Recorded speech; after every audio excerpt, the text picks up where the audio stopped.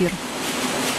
Немного о новостях культуры. Сегодня ночью в наш город для участия в 4-м международном фестивале «Казанская осень» прилетела выдающаяся немецкая оперная певица Симона Кермес. Королева барокко, как величают ее критики, обладает неукротимой энергетикой и неповторимой, почти что хулиганской манерой исполнения музыки прошлых столетий.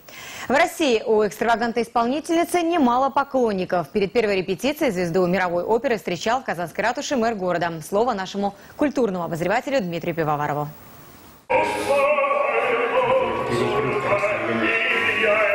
«Казанская осень» – это открытие в формате Open Air звезд первого эшелона мировой оперы. Не исключение составит и нынешний 4-й фестиваль, организованный Симфоническим оркестром республики под руководством Александра Сладковского. Берлинская дива Симона Кермес привезла в Казань неизвестную барочную музыку, а перед знакомством с оркестром побывала на встрече с мэром города.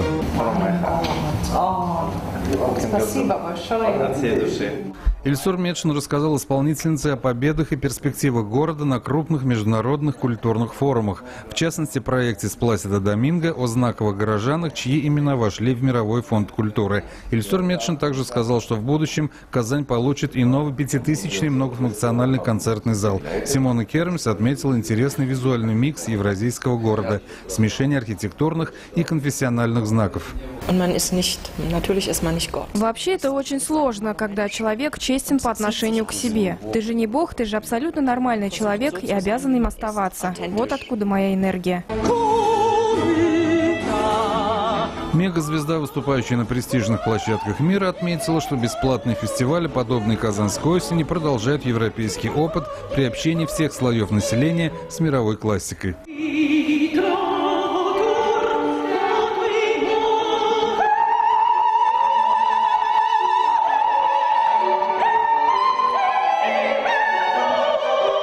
От Монтеверди до Верди – так называется программа эксклюзивного концерта, который пройдет 30 августа у Дворца земледельцев. Свое первое выступление с симфоническим оркестром певица из Германии оценила 2 фразами «фантастиш» и «рок-н-ролл» и вновь погрузилась в эпоху барокко.